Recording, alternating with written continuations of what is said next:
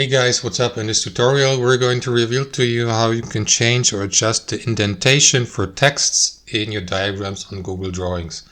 So let us get started. So guys, navigate to your drawing with your diagram here. Let me go with this one. So what you need to do is left click into the text box. It may be a text box like this, or one with a bulleted list or a numbered list. Doesn't matter. What you need to do is double click to highlight the entire text, or in this case you highlight the entire list by with your left mouse like this, by marking it.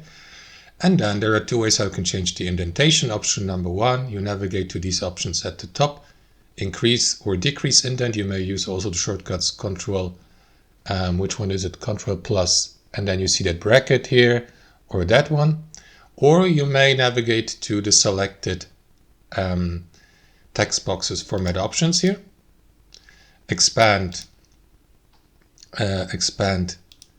text fitting, and here under indentation use these up and down arrows for left and right, for example, to change the indentation. So let me do that for that bulleted list here. As you can see, the preview, so you can change the indentation here or use these options here at the top as previously mentioned. You will also see for orientation, the indentation here at the top with the ruler. So you can use that one as well for the text, for the bullet points. And that's how it works, guys. Thanks for watching and have a fantastic day.